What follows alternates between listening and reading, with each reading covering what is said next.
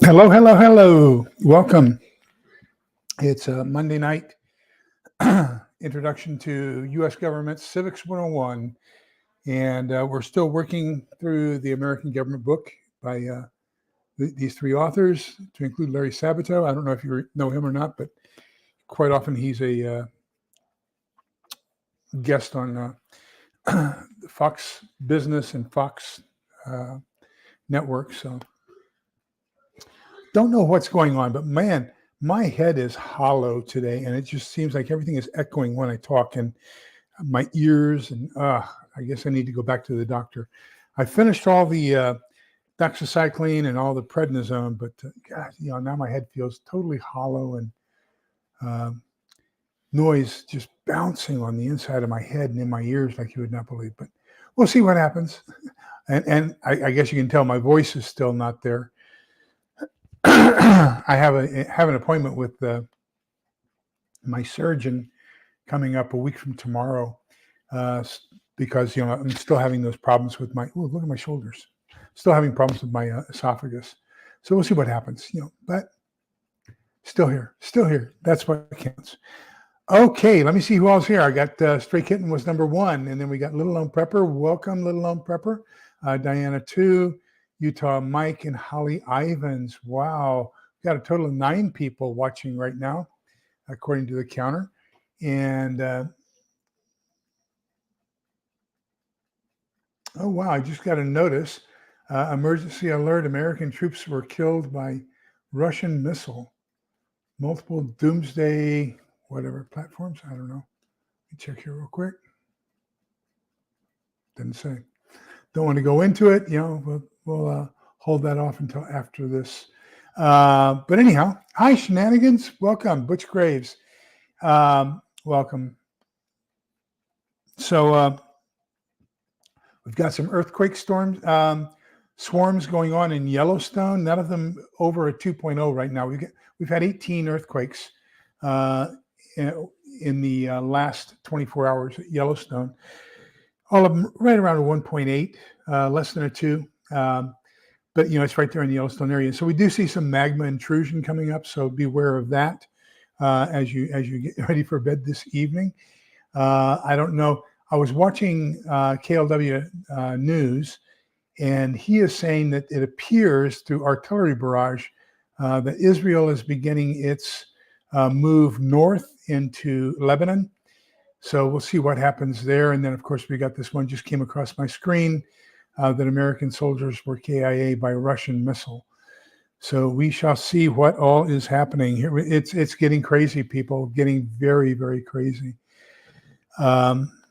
Just wow, it's biblical, unbelievable. Okay, so tonight we're still working on Chapter 5, Civil Liberties. We're going to finish that up, and then we're going to go into Chapter 6, which is Civil Rights. So we'll finish up with the civil liberties, and it kind of brings up the Patriot Act in 2001 as a result of 9/11. And so it starts talking about civil liberties in combating terrorism. And so, the question becomes one of, and it never mentions it in the book, but there's a very famous quote by Franklin Roosevelt. It implies it, but it never comes out and says it in the book. But Franklin Roosevelt said back right after the Constitution was drafted, the people who will trade their liberties for a short time of security deserve neither. And so, that's basically what we look at with the 9/11 Patriot Act. It overruled certain constitutional rights, or at least limited them. And so, the question becomes one of, can the government really do that? Is that a viable thing, or is the Constitution supreme? They haven't been successfully challenged. I will tell you that much. So the most of the provisions of the Patriot Act from 2001 are still in place. Such things as searching you for any kind of explosives or weapons when you get ready to board a plane. Limiting what you cannot ship by ground or by air. There's all kinds of restrictions and limitations. Free speech. There are certain things that you cannot say or be said. The Patriot Act also authorized the FBI, without a warrant, to access certain institutions and entities to gather information on you if you were a person of suspect. Let me get my reading glasses here. I want to read that to you. I thought this was really good. So first, it allows the government to examine an individual's private records held by third parties. This includes allowing the FBI to force anyone, including physicians, libraries, bookshops, colleges, universities, and internet service providers, to turn over all records they have on a particular individual. Second, it expands the government's right to search private property without notice to the owner. Third, according to the American Civil Liberties Union, the Act expands a narrow exception to the Fourth Amendment that had been created for the collection of foreign intelligence information. It also created the Foreign Intelligence Surveillance Act and Foreign Intelligence Surveillance Board. So the FISB is a judicial system that grants basically search warrants in accordance with FISA that allows you to monitor certain foreign individuals while they are inside the United States. Now, we had protections of U.S. persons. I can't go into detail on the documents or anything, or the government documents or anything, because they're classified. But I do know that when I worked at NSA, we were prohibited from monitoring a U.S. person. Now, a U.S. person can be a U.S. citizen anywhere in the world. So I do not give up my rights of protection against surveillance by the U.S. government as a U.S. citizen if I go to Germany, let's say.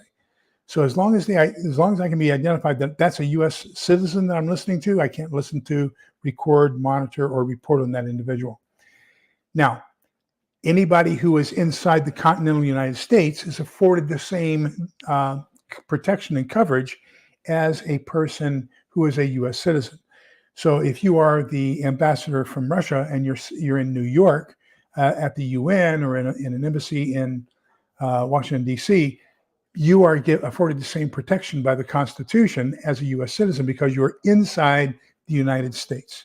So those were prohibited to us. We were not allowed to do those. I don't know if there are any exceptions to that under the Foreign Intelligence Surveillance Act and under the Patriot Act, but I will tell you that my time at NSA, now I retired in 1991, we were not allowed to monitor U.S. persons. That could get you in serious trouble. I mean, some honey, please send me a cake type of trouble, where you're going to be behind locked bars. Hello, Theoxorus, welcome. Are you close to, oh yeah, that's right, you're in Idaho, aren't you? Okay. Yeah, so right now there are 18 of them under 2.0. Okay, let me back to this. And number 4, finally, the Act expands an exception for spying that collects addressing information about where and to whom communications are going, as opposed to what is contained in the documents.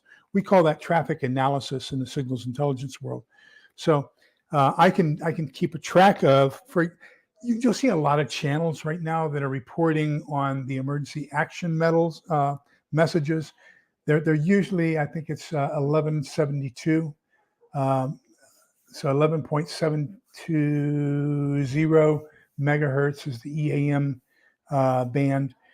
And you'll see a lot of people saying, hey, there's an awful lot of new EAMs going out today, or there's a long EAM coming out today, or, we've seen all this EAM wise. So I just want to caution you that unless you know, and most of these people have never seen an EAM, don't know what's inside of them, there's a lot of assumptions. Please be careful because under traffic analysis, what we do is we take a look at, for example, let's say I'm monitoring frequency 32.50 megahertz, and I have a control station, and I can DF that control station and find out that they're here.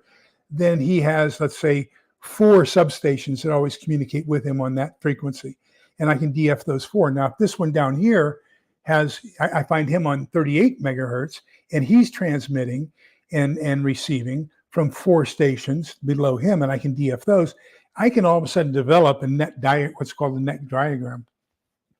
And So I can see who is controlling whom, and then by the net diagram, I can pretty much establish, if I don't have fixed call signs and frequencies that other units would typically use, I can say, by virtue of the traffic that is being passed, this is let's say if they're talking about charges and they're talking about types of shells, and they're talking about elevation and windage, and they're talking about time on target, and then they shoot and somebody says shot over and somebody else says shot, just the fact that they understand it was shot, and then you hear the same guy come back and say splash over, and the other guy comes back and says splash.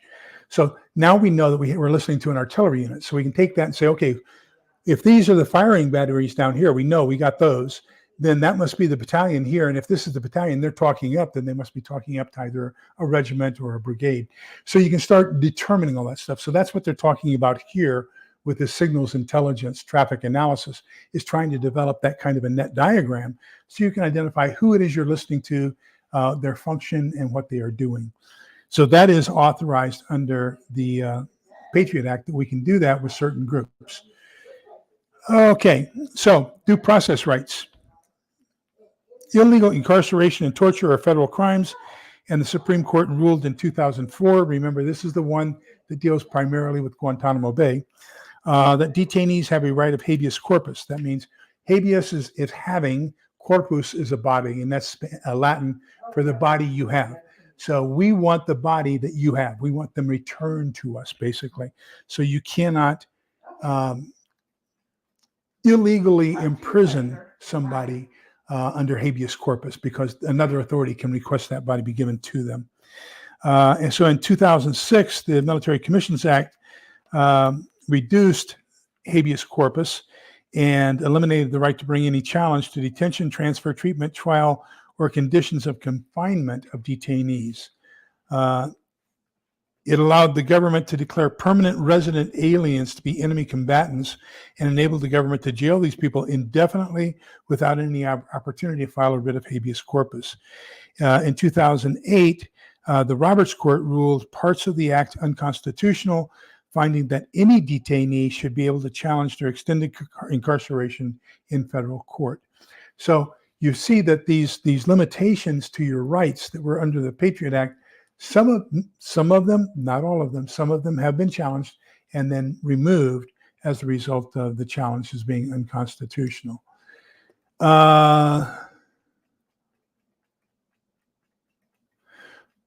So what did you post there? That's Triple G Farms'.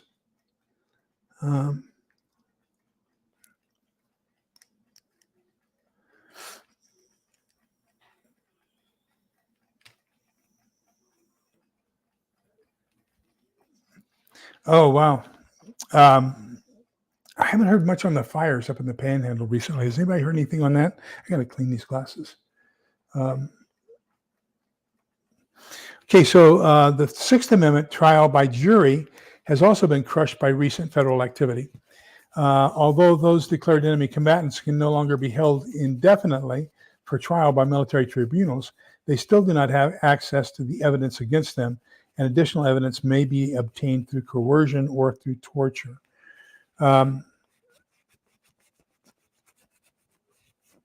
Although torture they've had several cases against the torture. So, but basically, we see that we're forfeiting some of our rights for the purpose of having a little bit more security, if you will.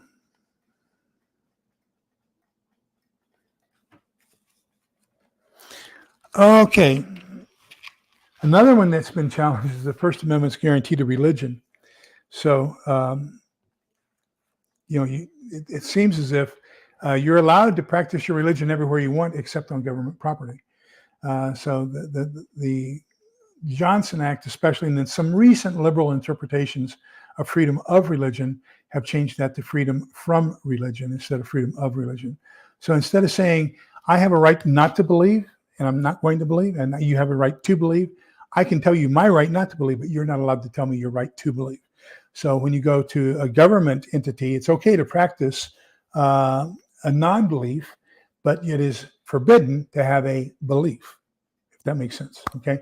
Can't say a prayer in public. You can't have any religious identification visible if you're a public employee, and it's really gotten kind of crazy. So it's being challenged, or it is, I should say it is challenging. Okay, so now something that's probably going to be extremely sensitive that I want to warn you that we have to treat with dignity and respect, and that is civil rights. So, and there are some things that are misunderstood. Okay, and I think sometimes we take good evening, SFDCO. Welcome, good to see you. I haven't seen you before. So, is SF San Francisco or Special Forces?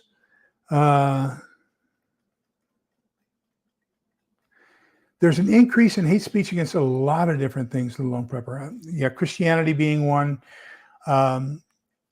Judaism, anti-Semitism is on the rise, especially since October 7th. And they're expressing it in the form of Free Palestine movement. There's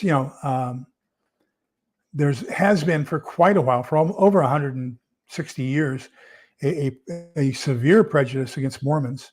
That they started out in Missouri, moved to Pennsylvania, Ohio, and then they had to move farther west. They founded Utah, basically, and so now Utah, and then some of their religious practices have been outlawed by law, and it's crazy, But we should allow people to believe what they want to believe.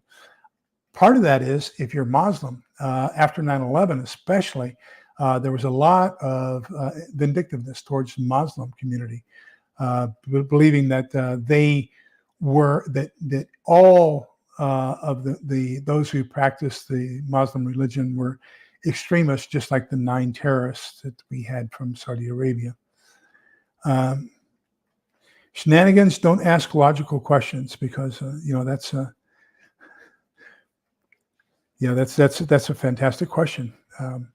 Remember that Palestine was a name that was given to the area by the British when they occupied it after World War I. And a lot of people don't realize it, but after King Solomon, Rehoboam and Jeroboam were his 2 sons, and they split the kingdom of Israel into 2 kingdoms: the kingdom of the north, which was basically 10 tribes, and then actually 11 tribes, because it includes 2 half tribes. So you've got 9 tribes plus 2 half tribes. Joseph did not want a tribe named after him, so he had it named after his 2 sons, and that was Manasseh and Roab, I believe. So anyhow, but those became they call them half tribes. And so that made, instead of 12 tribes, 13 tribes.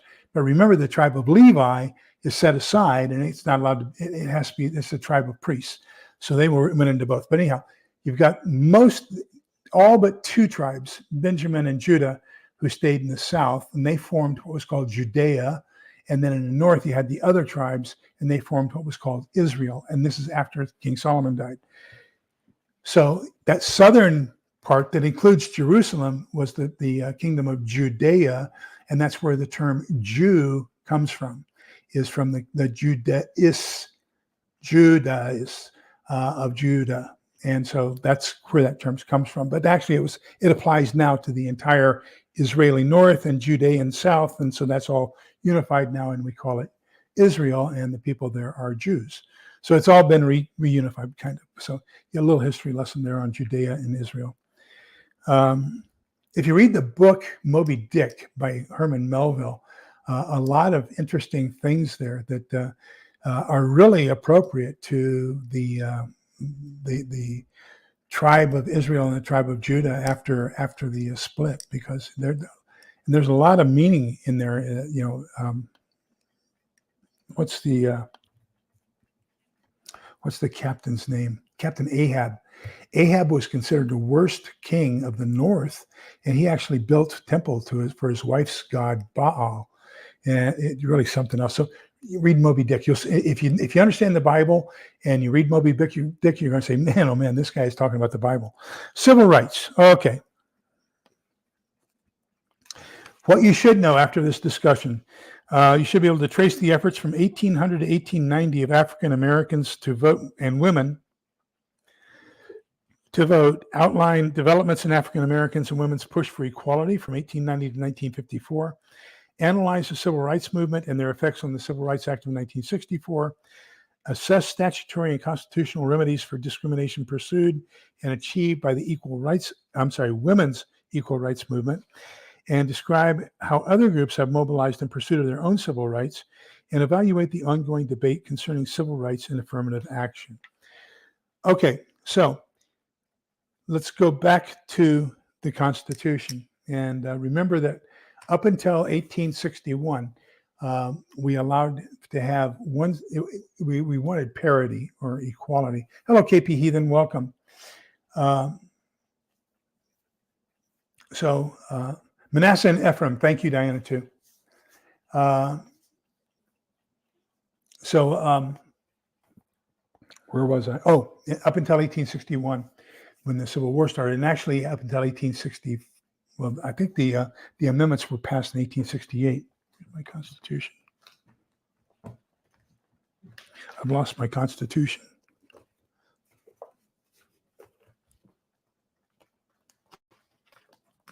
Oh, there it is.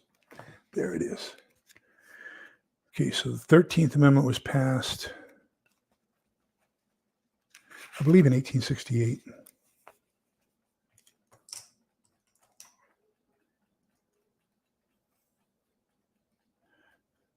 Oh, no, I'm wrong.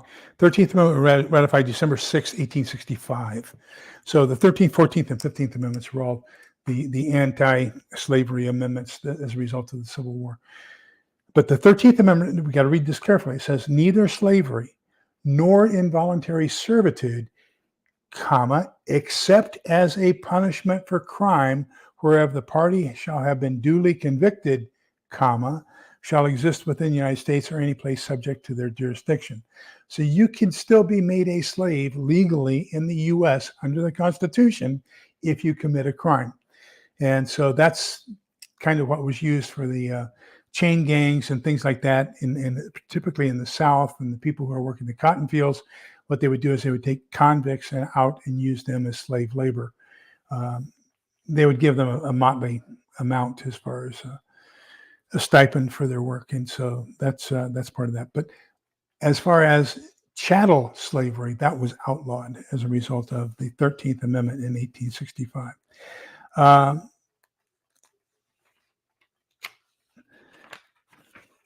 So the Civil War and its aftermaths, up until then, of course, it was basically equity. If you admitted one state as a free state, you had to have one state admitted as in the South. You had to have one state admitted as a slave state. And that way, no state had more senators appointed in Congress, because remember, at this time, we still didn't have the 14th Amendment. 17th Amendment, 14th Amendment.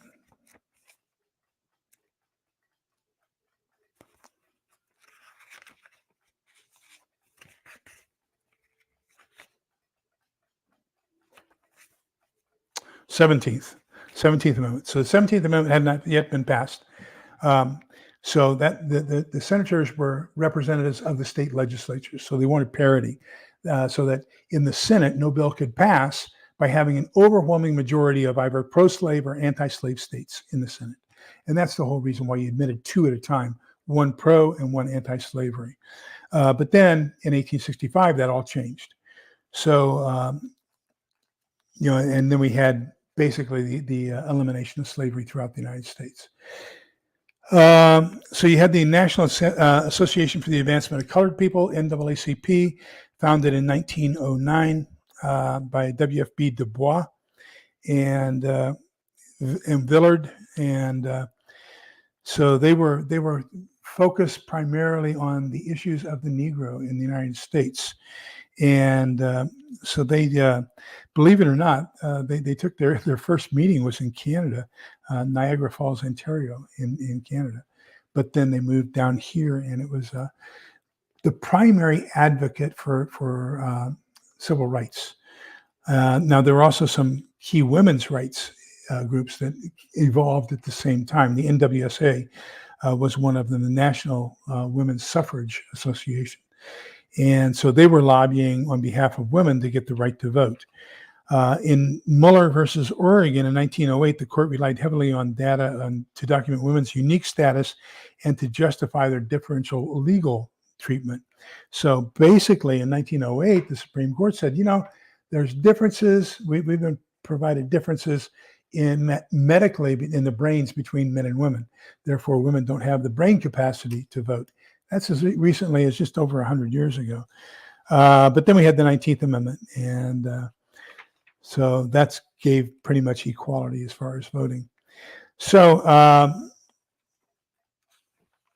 let me see here. The civil rights movement, I'm going to say probably the modern civil rights movement probably was born out of Brown versus the Board of Education in 1954, where several different areas of the South and border states involved public elementary and high school systems that mandated separate schools.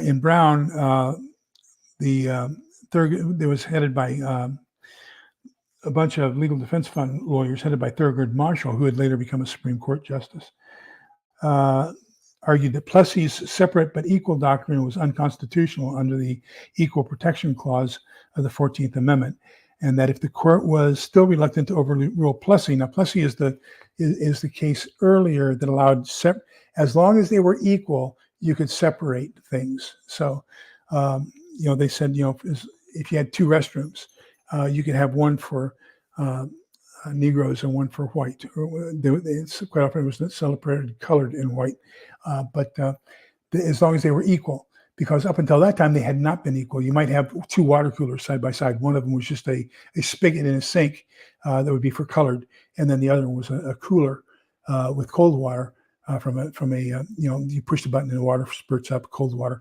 That was for whites only, and so they considered that equal, but they were separate, but they weren't equal. So they said, no, that we got to do away with that. But Plessy said, the Supreme Court ruling Plessy said that basically as long as they were equal, they could still maintain separation or segregation. And then Brown v. Board of Education basically said, no, you can't do that. Separate but equal is no longer allowed. Funny, we've gone full circle. But recently, what is being discussed is that the people who were given equal treatment are saying they're not receiving equal treatment in a mixed environment and want to have their own environment where they will be special. So now the very group that we're trying to protect by including them in everything is now saying they don't feel that they're getting the benefits of being included and want to separate or segregate themselves from that group. So we've kind of gone full circle in our understanding of segregation and separate but equal and everything else. So what Chief Justice Earl Warren wrote was, to separate some school children from others solely because of their race generates a feeling of inferiority as to their status in the community that may affect their hearts and minds in a way very unlikely ever to be undone. We conclude unanimously that in the field of public education, the doctrine of separate but equal has no place. So I think that 1954 Supreme Court decision, Brown versus Board of Education, is the catalyst that really opened up the equality movement, especially here in the United States, especially in the South. Let me see. South Florida DCL. Oh, I haven't seen that much on it. I don't know. I don't like the title of it in the first place. There's no such thing as a civil war or uncivil war. One of my favorite advocates on this is Stephen Smith, the author of the Stonewmont series, and he has what's the name of his channel? But he and I are in total agreement that the victors get to write the rules and get to write the history, and there was no civil war. It was actually the South seceded from the North. They weren't vying. We weren't vying to take over the government of the United States. We wanted to separate ourselves from the government of the United States. So then once that happened, then the North said, no, you can't break free from us and form your own country. We are going to invade you and force you to come back into the folds. So we did not recognize that we were part of that northern country during that 4-year period. So therefore, there was no civil war. It was a secession and invasion. and forced return back into the Union. So if anything, we call it an invasion, the war between the states. So American Reversion. Thank you, Diana. Oh, that's a new name too. Diana versus the Damn Apocalypse. Welcome. Glad to see you. So anyhow, and he also has another channel. I think it's Innovative Prepared. No. He has two channels, American Reversion and I'll think of it. But anyhow, he and I are in total agreement on that the history of the Civil War has been kind of changed. Here's another one that I hope gets rectified if there's a change in the presidency come November, is President Lincoln directed, and then President Grant and President Johnson tried to honor his wishes. He wanted it that the South was included back into the North. And so some of the things that he wanted done was he understood that we were a federal government, or federalist type of a government, and that the soldiers fought for their states, not necessarily for the United States or for the Confederate States. So you didn't have, United States battalions or United States regiments or Southern regiments. You had the regiment from New York, the 63rd from Boston is a famous one, all black regiment. Then you had, the 192nd from Texas regiment. So they had their name of their states, not the federal government. So he realized that all these units fought for their state. So since all those 13 states were being reinserted back into the United States, then we need to honor the fact that they fought for their states. And so he allowed the erection of statues in honor of those people who fought diligently for their state. He allowed the naming of federal posts in the South after Southern heroes who fought for their states or were leaders in the South for their states. And so that was an act, a brilliant act on my part, of trying to re-include the South back into the North. So, if you're a part of the North, you get to name the forts and posts in the North the way you want to, and the South gets to name them the way they want to. Then along comes the current administration and our new department, the Secretary of Defense, and he takes exception with all the posts that are named after state heroes, Fort Hood, Fort Bragg, Fort Benning, Fort Stewart, and he renames everything. So no longer do we have any of the historical names of the forts in the South. They are all been renamed. So I still call it Fort Hood, but it's been renamed to Fort Cavazos, and I probably will never call it that, even when I drive onto it, simply because that was just an act of retribution. It was denying the reunification efforts of Lincoln, Johnson, and Grant. And so just my personal opinion. Okay, so then we had school desegregation after Brown v. Board Education. We actually had to get the National Guard troops involved in order to force segregation into the schools. And, that was a critical thing. So, but now we do have integration. I would like to kind of go over the timeline with you, if I can find it here, of key things that happened in the equality movement. Well, one of them certainly is 1923, right here in my county, in Williamson County, up in Georgetown, which is our county seat. I believe it was 1923 was the first trial by a state prosecutor, a county prosecutor, county attorney, district attorney, to convict a KKK member for illegal acts. And so the very first conviction of the KKK happened right here in this county in Texas. And then that kind of opened it up. KKK lost a lot of their clout because they thought that they had all the political and judicial system bought. But when they got convicted here in Williamson County, things changed, and began the downfall of the KKK. So Okay, Civil Rights Act of 1964, some of the key things, I think the timeline's here in the page or two. Key things for the 1964 Civil Rights Act.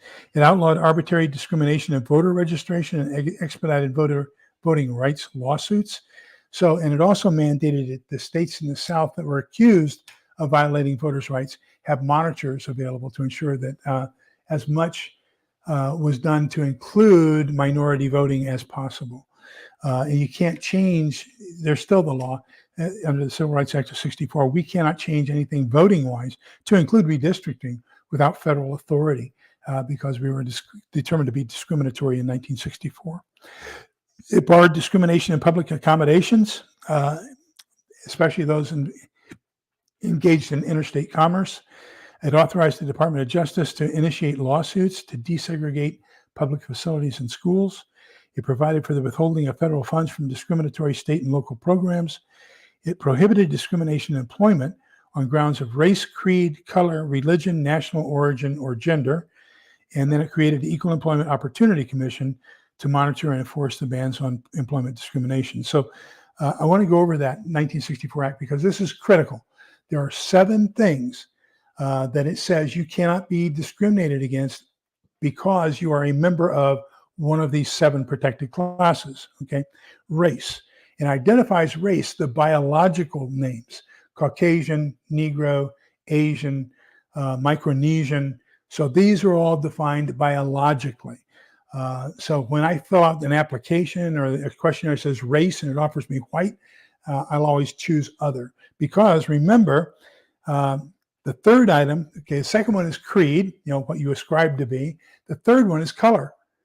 So color is a separate identifier under Civil Rights Act of 1964 from race.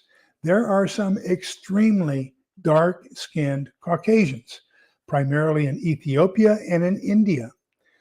So you have some of the darkest skinned people on earth, as a matter of fact, can be from both India and Ethiopia. But although they're very, very black, they are very, very Caucasian. They don't have the other typical biological identifiers of being in the biological race of Negro. So color is another one. So just saying that a person is black does not necessarily identify them as a race, okay? So white is not a race, white is a color. So race, color, creed. Then we have color, religion. You cannot be segregated against or discriminated against because of your religion, unless you're a Muslim, Christian, Jew. No, I'm just kidding. I'm just being sarcastic. But the other thing there is not only under religion, but also lack of religion. So you also are protected if you are a non-religious person. And then national origin. So we have created, I think people became offended with the term Negro, which is basically a biological term, and they wanted to create something to self-identify that didn't use the term Negro that they had a very sensitive feeling about, and I can understand that. So they created this new artificial one called African American. So that's not a protected class, believe it or not, because it says country of origin, and Africa is not a country. That is a continent, okay? So then if we wanted to, so then we can take a look at people who come from Africa. Elon Musk comes from South Africa. So he is African, born in South Africa, US citizen, American. So Elon Musk is African American. So using that type of a nomenclature of trying to identify a racial group or trying to identify a color group is kind of going against the Civil Rights Act of 1964. And then gender, of course. Then we have one that comes on later, the Age Discrimination Act, ADA, that says that you cannot discriminate against somebody who's over the age of 40. So basically, you can't deny these people religion, education, home ownership, mortgage applications, voter rights. So there's a wide cacophony of things that cannot be prohibited for these people in participating in. Now, another thing that happened under there was it kind of did away with poll tax. So what is a poll tax? It used to be that in order to vote, you had to pay a monetary stipend, a tax, in order to vote. So let's say that they had a tax of 50 cents to vote, and what the Supreme Court decided was that was very discriminatory, because typically during the most of the 20th century, the Hispanic and Black communities had typically a lower average income than did the Caucasian communities. And so what you were doing was you're ascribing a higher cost because of a lower income to one group than it did to another group, and therefore it caused the disparity in the ability to vote and have an influence on voting. So they declared that any poll tax, anytime you have to pay something in order to vote, is illegal. So the Equal Protection Clause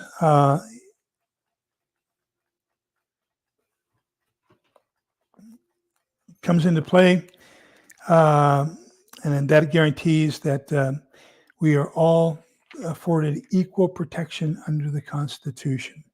Okay, so some of the things that have been challenged here recently, we're getting into a little bit about gender differences now, is single-sex public nursing schools. You can't have a nursing school that's dedicated for women only or men only. So kind of having single-gender public schools has been determined to be unconstitutional.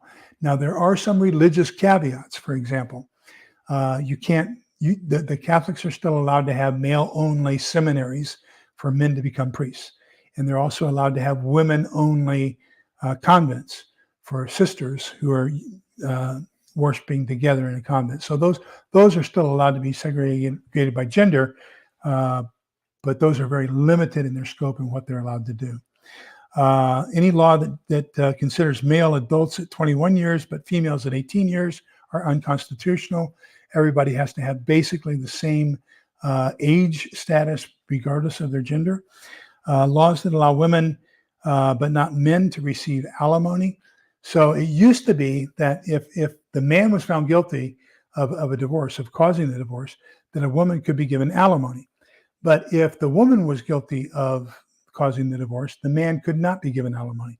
So the Civil Rights Act, or the Gender Discrimination Act, basically says, no, if one can get it, the other can get it. So either gender can now get paternity, maternity. What am I talking about here? I feel I'm having a Biden moment. Alimony. Either gender can receive alimony. State prosecutors cannot use preemptory challenges to reject male or female potential jurors to create more sympathetic juries. So you can't ask a gender-based question to select a jury.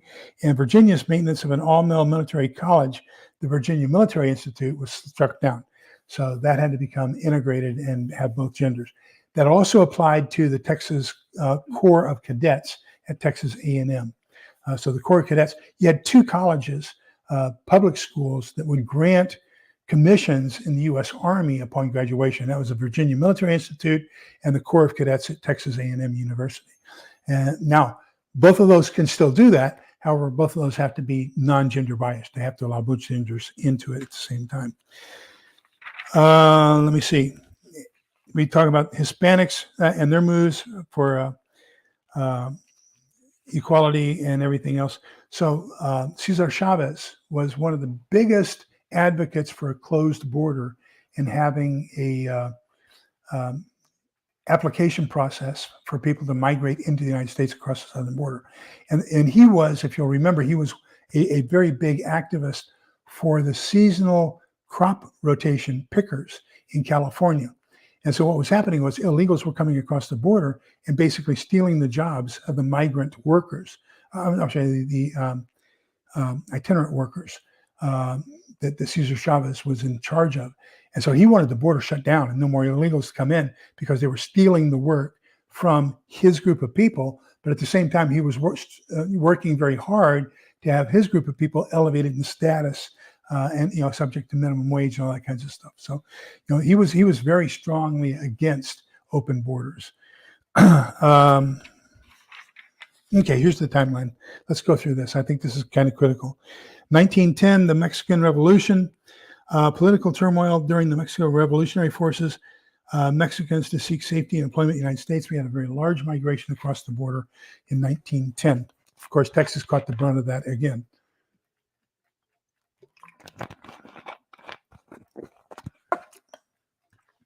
In 1916, Texas becomes a state. New Mexico becomes a state. Oh, by the way, we're right now in the 13 days of the Battle of the Alamo, started on March 6th, which is also Texas Independence Day. And then it moved for 13 days. So right now, we're historically during that week and a half or 2 weeks of the fight for the Battle of the Alamo that took place in 1836, if I believe is correct. Then in 1829, League of United Latin American Citizens was formed. LULAC, you probably hear about that quite a bit nowadays. LULAC is to the Hispanics population basically what NAACP was to the Black community. In 1939, John Steinbeck wrote his book, Grapes of Wrath, that showed the plight of migrant farm workers and included in it some of the Hispanic migrant farm workers. 1854, Hernandez versus Texas, the Supreme Court ruled that the 14th Amendment's equal protection rights apply to other racial groups, including Hispanics, and not just to Blacks. Two things in 1865, the Voting Rights Act of 1865 requires bilingual ballots in Spanish-speaking communities. Texas's constitution requires that everything legal in Texas be bilingual, Spanish and English. Because we were basically a Spanish state, seceded from Spain, was an independent country for about 13 years, and then joined the U.S. But we were at one time a state of Mexico. And quite often you'll hear the Mexicans talk about wanting to return Texas back to New Mexico. The same thing with southern portion of California, all the way up as far as north as I think San Francisco was at one time part of the Mexican part of Mexico.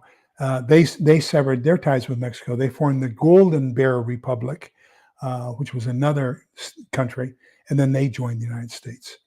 So you've had three that were independent countries at the time that they became states. Texas was the Republic of Texas, the Golden Bear Republic, California was a republic when it joined the United States, and the Kingdom of Hawaii. So those are the three that were independent countries who have become states in the United States. Oh, Pat, I'm so sorry to hear that. I hope you get better.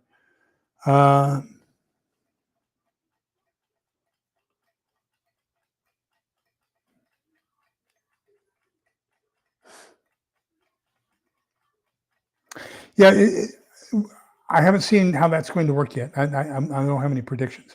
I do know that the cyclical that was just written by Pope Francis is greatly misunderstood. And we've had a lot of training on that. And basically what the encyclical, everybody is saying that the Pope has blessed gay marriage, and that is not true. What the Pope wrote in his encyclical was basically bless the sinner, but not the sin. So it's okay to love the person and say, we bless you, we want to bring you back into the folds of the church. However, in order to do so, you must give up the sin. So we're not sanctioning the sin, we're sanctioning the sinner and saying, if you will repent and change, then we can accept you back into the fold. But it's not accepting the sin itself. So we're rejecting the sin, but accepting the sinner. So,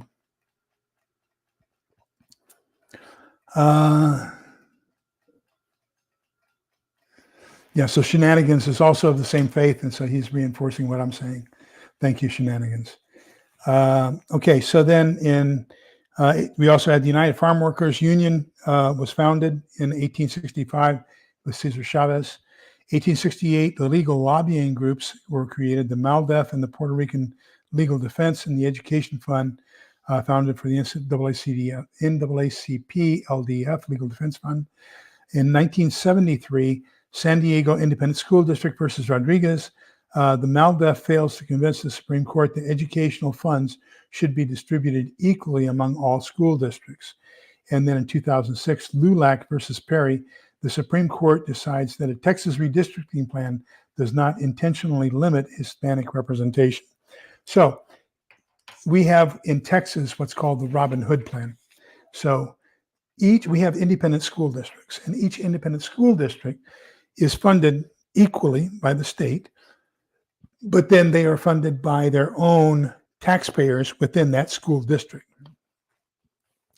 Well, there's disparity in income levels as far as each school district. So you may have a wealthier school district that has lots of constituents who are high income, really nice houses, big business, whatever, lots of tax dollars available to them to have really good schools.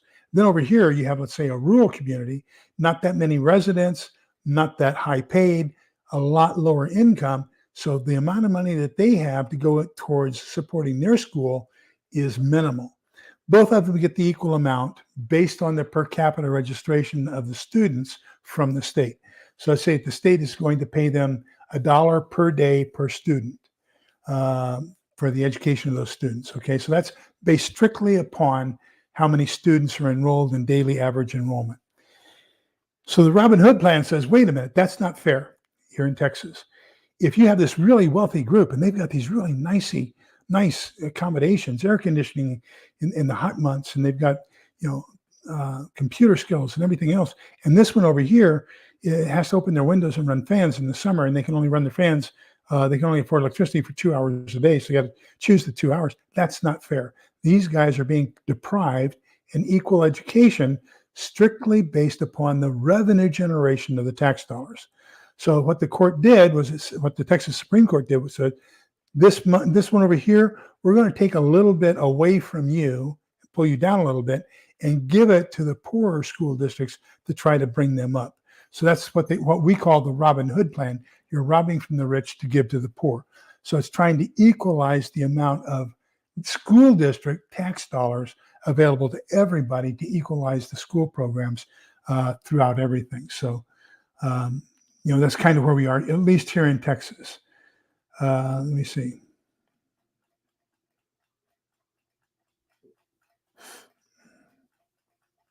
I was going to go to seminary, and then I found out that I don't have the forgiveness capability that's required. I hold grudges, and I'm still working on that.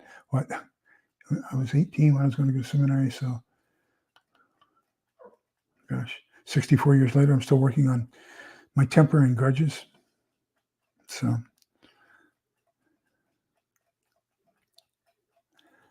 okay. So let's talk about the Brewer case.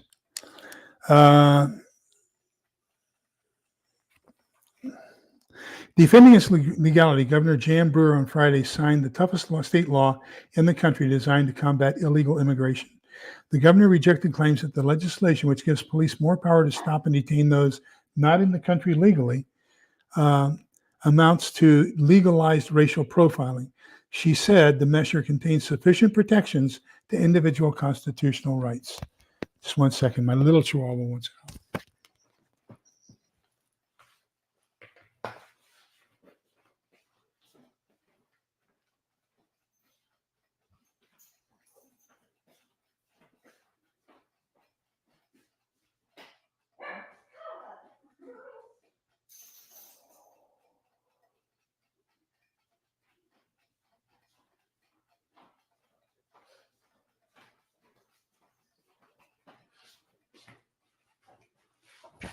We've messed up our routine. Helen has been gone to visit the grandchildren and our daughter for the last 2 weeks. So Mondays and Tuesdays, she goes to the bedroom and takes the dogs with her and closes the door. And that didn't happen tonight.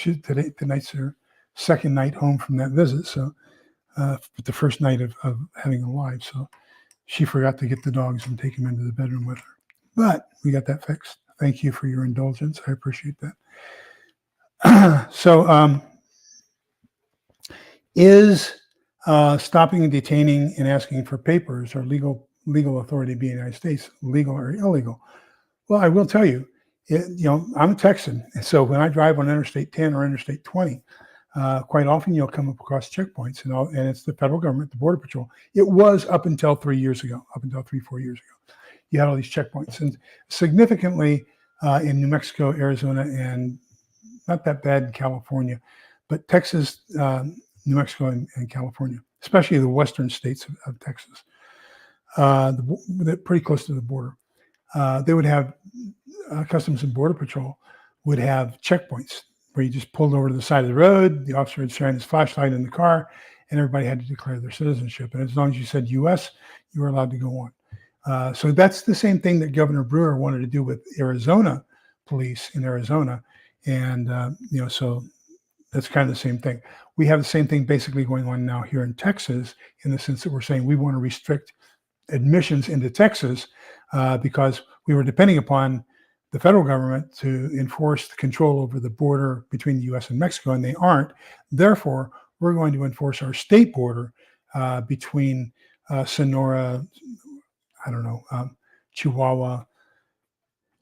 I don't know all the Mexican border states, but anyhow, you get the drift. So continuing on, the governor pointed out that the statement that the new law prohibits police from using race or ethnicity as a sole factor in determining whether to pursue an inquiry, but she conceded that it does permit either to be used as one factor for an officer's consideration. Police officers are going to be respectful. They know what their jobs are. They've taken an oath, and racial profiling is illegal. So basically they said, okay, you can do that. Here's a question that I have, and just help me to understand. I am behind somebody, and nowadays almost all cars have headrests.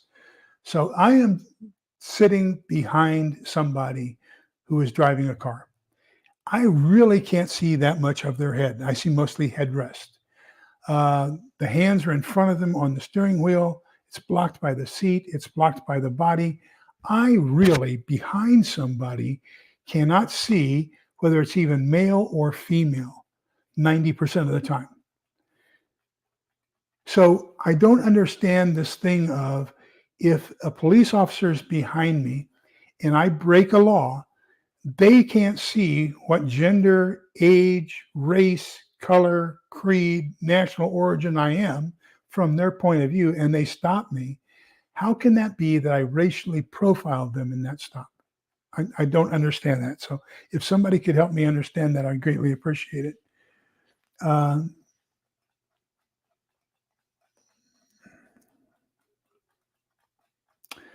Because there's not equal application of the law right now, Stray Kitten.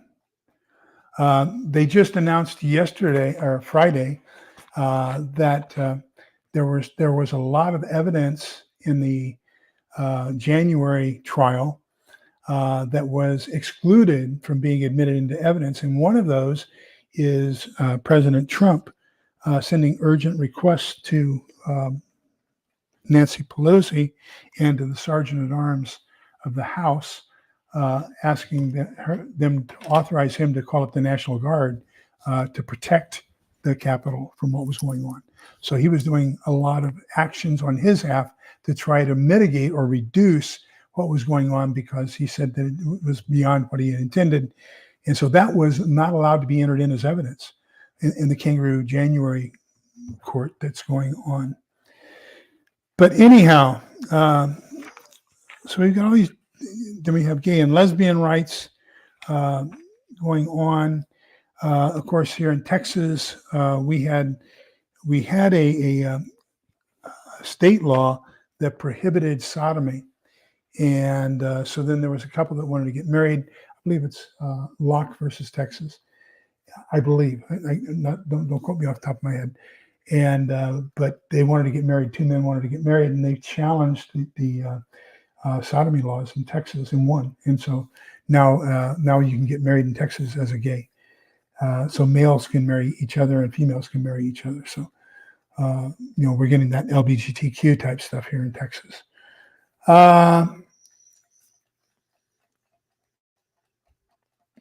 Oh, really?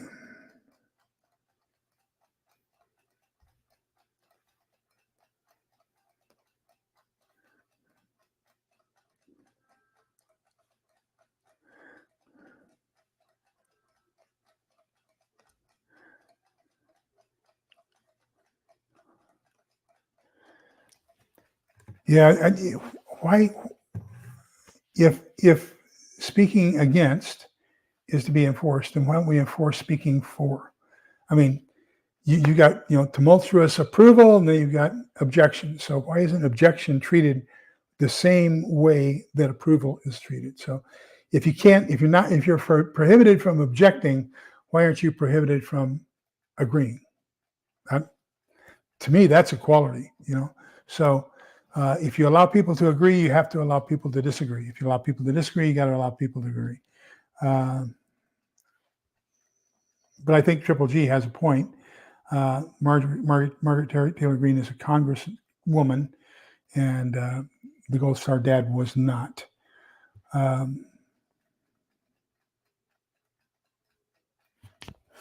Okay, let me catch up on these.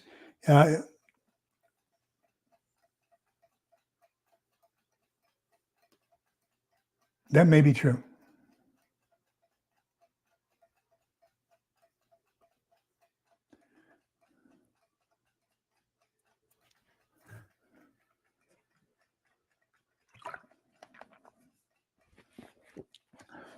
Boy, and I tell you what, there were opportunities for the president to be called a liar in his last presentation. In my 72 years, that was by far the worst State of the Union address I have ever seen, ever.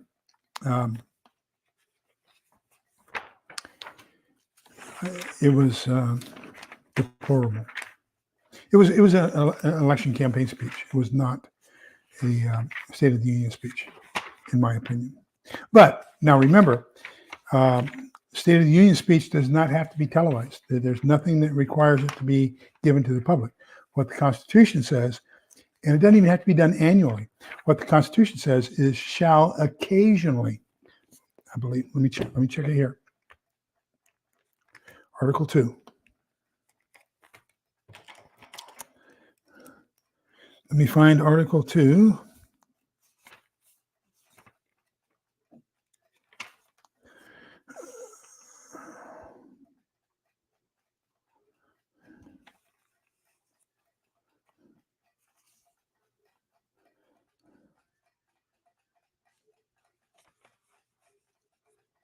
Okay, Article 2, Section 3. He shall from time to time give to the Congress information of the state of the Union and recommend to their consideration such measures as he shall judge necessary and expedient. He may, on extraordinary occasions, convene both houses or either of them, and in case of disagreement between them with respect to the time of adjournment, he may adjourn them to such time as he shall think proper. He shall receive ambassadors and other public ministers. He shall take care that the laws be faithfully executed and shall commission all officers of the United States. So Article 2, Section 3 says he just has to address Congress from time to time. He doesn't have to address it as we've turned it into this spectacle where it's Congress, the entire Congress, Senate and House of Representatives, his cabinet, the military, the joint chiefs of staff. Then he's also got the Supreme Court there. So, this has turned into a spectacle beyond what the Constitution envisioned. But when done correctly, it's a fantastic thing to have, and I think it's something that's very admirable when done correctly. And so this is things where you have, take a look at JFK's one of JFK's State of the Union, where he said, that we shall put a man on the moon by the end of this decade, and return him safely to Earth. I mean, that's what the State of the Union is for, is he was asking Congress to authorize the creation of NASA, to put money into space exploration. So that's kind of a motivational thing. You talk about a State of the Union, we're saying, okay, we have a problem at the border. We need to focus our efforts on the border. We need to have a valid method of entry, a process of citizenship that is equal to everybody and fair to everybody. We need to have control points. We need to protect ourselves from illegal immigration. We need to protect ourselves from arms, drugs, sex trafficking being done across our borders. We need to do all this. There is a motivational speech. You can use it as a motivation to try to get things accomplished, especially if it's bicameral or bipartisan. But this one definitely didn't do that. If anything, this one drove a deeper wedge in between the two than it should have. So that's kind of where we are. We're at an hour and 5 minutes.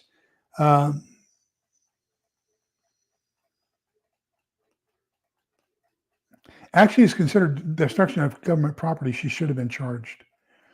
And that's probably the greatest act of disrespect I've ever seen in my life.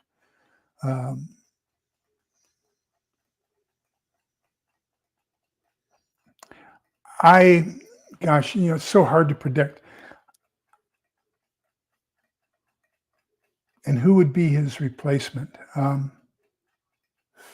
I would hope for somebody younger who's not that well known. There is a pretty much centrist congressman along the East Coast. I forget his name. That I like from the Democrats, but that's not going to happen. I think that they've gone too far left. There are portions of the party gone too far left. There's portions of Republicans have gone too far right, and that's the way it is. I don't think that they can get the votes for Governor Newsom. I don't think he'd make a viable candidate. I think that there would be people who would run away from Michelle Obama. I think that Hillary has run her race, and I don't think she'll be in the race anymore. I tell you who wants it, and that's Schumer from New York.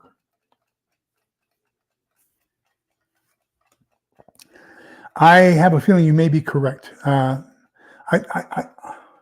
It's hard to say. I was responding to Steve Smith in one of his integrative preparedness. I was responding to one of his talks, and this question about will we have an election in November come up, and I said, if we have one, okay, because we could have something major happen, a cataclysmic thing happen between now and then that would preclude that. I don't think it'll be because one party or the other is denying it. I think it's going to be something cataclysmic that's going to cause it, natural or man-made, that will prohibit that.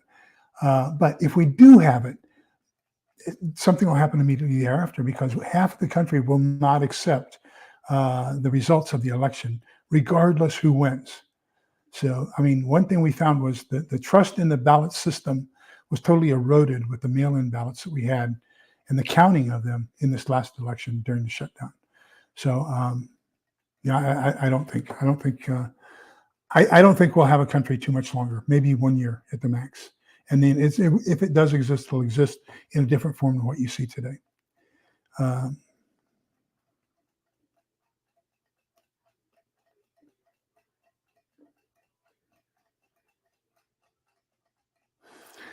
Okay. I think he wants it. I'm not saying he'll get it. I'll tell you what. Have you ever seen a camera that was not pointed towards Schumer? If there's a camera on, he's going to be in front of it.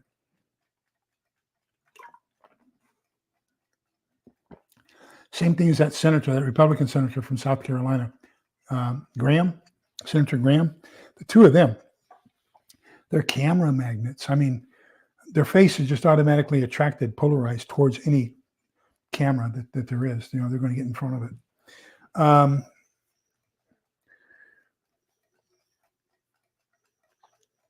Okay, so I think that's where we're going to end it this evening. We'll pick up on chapter 7 when we come back, which is basically Congress and how it works and how to pass a bill, how to write a bill, writers, all that kinds of stuff, how it moves through the two chambers and through committees and all that kinds of stuff. I think that'll be more than enough in an hour. I'll be surprised if we can get it covered in an hour. Any particular questions that, let me see. Fioxera says they wouldn't want Mike Johnson to be top man. He left if PMVP don't make it through whatever. So far, he hasn't done anything to impress me.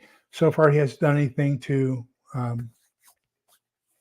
cause me not to respect him. I know it was a challenge for him to try to keep a straight face. He failed, but he tried to keep a straight face during the President's State of the Union address and tried to remain unemotional. At times, he was stronger in that will than others, but I think he did a better job of being stoic than with Nancy Pelosi. Let's put it that way.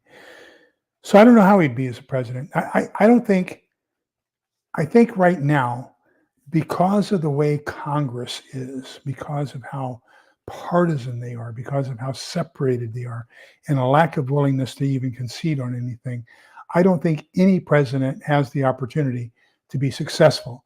And so I'm going to say, part of Biden's problem is Biden. Part of Biden's problem is Congress. But then again, the first 2 years, he had control of Congress and nothing happened. Trump did the same thing. The first 2 years of the Trump administration, he had the House, he had the Senate, he had himself. Nothing happened. So if you don't make use of what you have when you have it, then you can't use that as an excuse later on when you don't have it, if you understand what I'm saying. Any update on the alert I got? Well, I've got...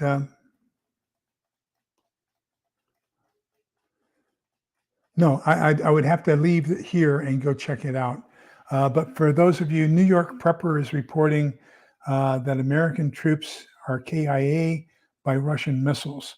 And then KLW World News is reporting that a pre-invasion bombardment by the Israelis into Lebanon is ongoing, and that's been ongoing for a couple of hours. Oh, really? Beyond a Pale Horse. The one that I'm reading that is scary, and I'll share this with you real quick, and then we'll go, is from Rebecca Schmidt, Solnit, Rebecca Solnit, and it's called The Paradise Built in Hell. And she went to a whole bunch of places like Katrina and other natural disasters afterwards to observe human behavior. Because one of the things I'm really concerned about is, are people going to maintain their cool? Will they maintain their calm? And she wanted to see if this post-apocalyptic stuff like Mad Max and everything else existed. And one of the things that she writes in this book is that people are genuinely altruistic. And that is, people will reach out and help other people even when they are in need of help themselves. That the natural human state is good and that we try to help other people. It's only when we get to the point to where we have given so much that it affects our own survival and especially the survival of our immediate dependent family that we begin to revert back to a more animalistic behavior than the altruistic behavior. So really interesting. It shows how people really gave of things that they had. I can kind of speak to that. When I was at the homeless shelter, there was this one church, and I later met the pastor, and we became good friends after I left the homeless shelter. But they would come by and they would serve food on the street to the homeless, and you would see some of the homeless go up and get something, and then take it to somebody who was disabled and couldn't stand in line or get the food themselves. So they would voluntarily stand in line for somebody else, give it away, even though they knew that they would have to go back, stand in line, and go again and probably run out of food before they got there.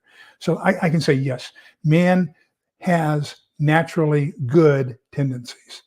It's only when evil acts upon it that they can change it. Okay.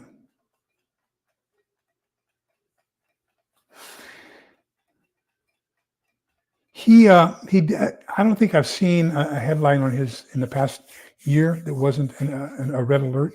So I kind of agree with you. There are times that I'll look at his headlines. I may watch him for a short while. I've tried to help him, and then he got really upset that I tried to help him because he's Polish and he understands Slavic languages. But for example, there is a letter Ch in the Russian alphabet. We transliterate that to KH. Then there's a letter K that we transliterate into English as a K. So anytime you see a K transliterated, like Kiev, K-I-E-V is Kiev. So it's not Kiev, it's Kiev. The same as chief, C-H-I-E-F in English, so it's that I-E diphthong. And then K is K. But then you have Kharkov, K-H-A-R-K-O-V. So notice there's a K-H and there's a K in Kharkov. So the first one, K-H, is pronounced Kharkov. And then the K is pronounced K.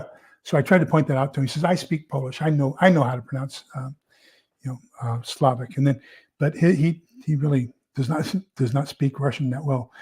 He mispronounces a lot of Russian words. And so then he was talking about EAMs, and I tried to tell him about EAMs since I used to be the field staff officer when I was an officer, and I had to receive those on a nightly basis and decode them and everything else. I know what they contain, and let's not exaggerate on what they are or the length or anything else.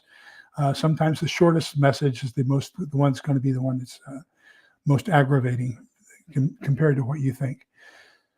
So trying to do traffic analysis on it and saying length or number or urgency or frequency or anything like that is impossible because of the way it's designed. It's intended to be designed that way.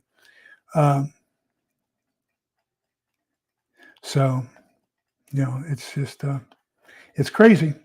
Oh yeah, that was the time I got timed out on his channel. Was one of his moderators was saying that Texas is receiving weapons from the Russians for a revolution against the United States. And I said, can you provide us with a link to that? Can you provide me with a source for that? They said, no, I'm on my cell phone. I said, then don't say things like that. If you can't provide a source, if you can't prove what you're saying, especially something that contentious, then I would appreciate you not saying it. Well, that person, being a moderator, timed me out because they didn't like me keep asking for proof. And it turns out that that person never did provide any proof, but that person is no longer I believe that person is no longer a moderator on New York Prepper's channel. But I try to do a lot of translations for him. If you'll notice, a lot of times I'll do translations of things that are on the screen, and I'll put in the comments what that says.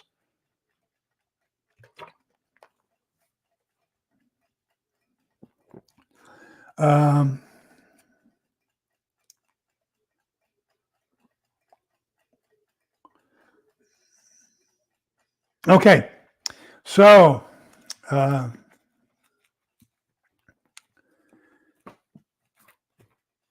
Book of Numbers.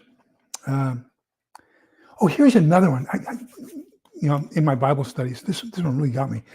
Really, really interesting. You really need to check it up. Check up the 10 plagues of Moses in when the Jews were in Goshen in Egypt. And what you find is that the Egyptians had 80 gods. And so each one of the plagues was designed to contradict one of the gods and the authority that they had over the Egyptians. Of course, one of the last ones was Amun-Ra, who was the king of the gods, the Thur, what did the Greeks call him? Anyhow, the head god. And so that Amun-Ra was the firstborn. And so the Pharaoh was considered a god, and his firstborn son was considered a god. So by killing the firstborn, Amun-Ra, the king of the gods of Egypt, is what caused Pharaoh to let them go. But then the Jews did this thing that was really something, because Amun-Ra was seen as a ram, a sheep. And so quite often when you see him depicted, he's depicted as a ram's head. So sheep were extremely sacred in Egypt. So for Passover, when the angel of death passed them over, they had to sacrifice a sheep, which was basically you incurred a death penalty in Egypt for killing a sheep, because that was a sacred object. Not only did they have to kill a sheep, slaughter a sheep, and eat it, but they had to spread its blood on the mantles of their doorposts. Now, the mantles of the doorposts were typically far stronger than the rest of the house. And so that was an area where it couldn't be scrubbed off. So you were permanently declaring that you were against the gods of Egypt and that you were escaping. So really interesting if you really dig into it. It's just kind of super exciting how they said, not only are we leaving, but we're burning our bridges. And so we're going to execute your God of gods. We're going to spread Zeus. Thank you, Diana, too. We're going to spread his blood on our doorposts to tell you that we are separating ourselves from you and we are leaving. So it's something else. Okay. Book of Numbers, chapter 6, verses 24 through 26. The Lord bless you and keep you. The Lord let his face shine upon you and be gracious to you. The Lord look upon you kindly and give you peace. So I'm going to leave you with one last thing to remember, and that is in psychology, when they did the studies about people who are in captivity and the Stockholm syndrome, and they studied how people react to torture and being separated from families and everything else, and being basically their minds are being changed, altered, so that they accept a new doctrine. At the same time, they began a new thing that began investigating what is Dunbar's number. And Dunbar's number is basically has come out, and it says to be about 150. So it realizes that no person will be able to survive what is coming by themselves. We need a community. And the most effective size for that community is no more than 150 people. So start thinking, who are the people you need to have brought into your community for mutual defense, your tribe, your mag, your whatever, your survival group? Who are those people? Because remember, the reason I say that is because I always end with, we're all in this together so we can come out the other side together. Please be kind, polite, and respectful to each other, because togetherness is the only way we're going to get through this. Dunbar's number, 150 of us together. Take care, everybody. Stay safe. Bye-bye.